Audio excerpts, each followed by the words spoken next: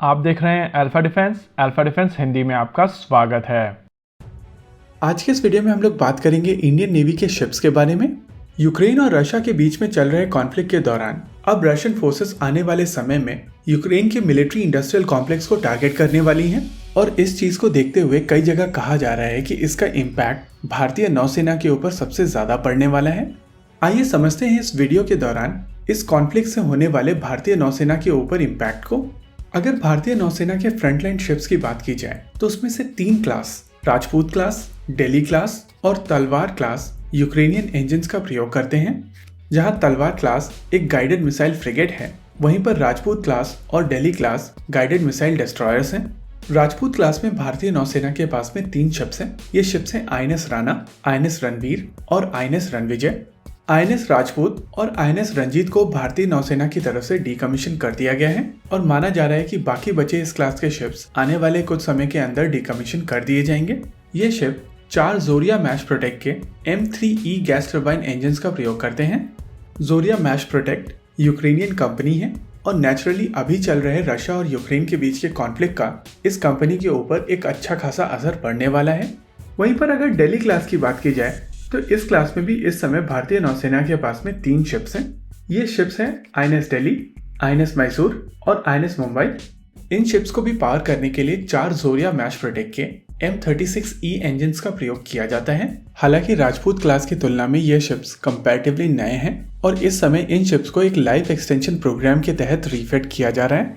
वहीं पर अगर तलवार क्लास के फ्रिगेट्स की बात की जाए तो ये शिप्स भारतीय नौसेना के बेड़े में एक अच्छे नंबर में इंडक्ट किए जा रहे हैं। इनको प्रैक्टिकली 4 बैच में इंडक्ट किया जा रहा है। पहले बैच में भारतीय नौसेना को INS तलवार, INS त्रिशूल और INS तबार मिले थे। वहीं दूसरे बैच में INS तेग, INS तरकश और INS त्रिकंद मिले हैं। इन दोनों बैचेस के दौरान ये शिप रशिया में बनाए गए थे और तीसरे बैच के शिप्स भी इस समय रशिया में ही बनाए जा रहे हैं। बैच 3 में इंडियन नेवी को 2 शिप्स मिलेंगे। ये शिप्स होंगे INS तुशील और INS तमाला। ये दोनों ही शिप रशिया के यंतर शिपयार्ड में बनाए जा रहे हैं और इन शिप्स के हल ऑलरेडी लॉन्च किए जा चुके हैं। वहीं पर अगर बैच 4 की बात की जाए तो इस बैच में 2 शिप्स भारत में बनाए जाएंगे। गोवा शिपयार्ड में इन दोनों ही शिप को ले डाउन कर दिया गया है, यानी कि इनमें जाने वाले इंजन्स ऑलरेडी इंडिया आ चुके हैं।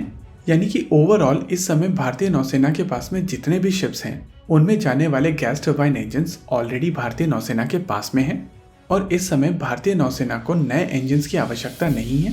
आमतौर पर शिप्स के इंजन्स की लाइफ काफी ज्यादा होती है, यानी कि इनको टैंक्स के इंजन्स की तरह बार बार बदलने की आवश्यकता नहीं होती है।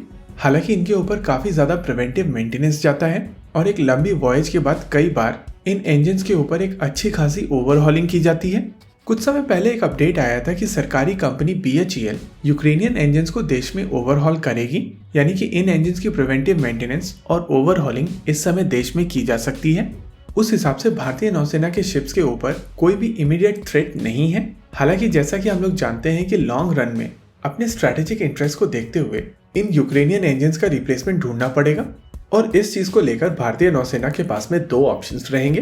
पहला, किसी रिलायबल इंजन मेकर के इंजन्स देश में बनाए जाए और उनका प्रयोग यहाँ पर किया जाए।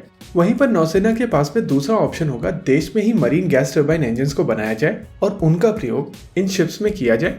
Normally outdated gas turbine engines को रिप्लेस करके नए गैस टर्बाइन मरीन इंजन्स को लगाना एक कॉम्प्लिकेटेड प्रोसेस है, लेकिन इस तरीके की इंजीनियरिंग प्रोजेक्ट्स इस समय बहुत सारे शिप मेकर ले रहे हैं और जिस तरीके का समय भारतीय नौसेना के पास में है उस हिसाब से भारतीय नौसेना एक सही इंजन प्लान कर सकती है।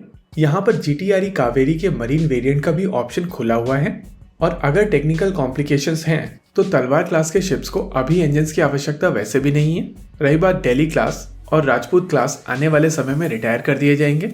उस हिसाब से इस समय भारतीय वायुसेना के पास में अपॉर्चुनिटी, टाइम और रिक्वायरमेंट तीनों हैं और चीज़ों को सही कॉन्टेक्स्ट में प्लेस करके अगर भारतीय नौसेना काम करती है और इंडस्ट्री की तरफ से उनको पूरी तरीके से सपोर्ट मिलता है तो देश में एक मरीन गैस टर्बाइन इंजन बनाया जा सकता है।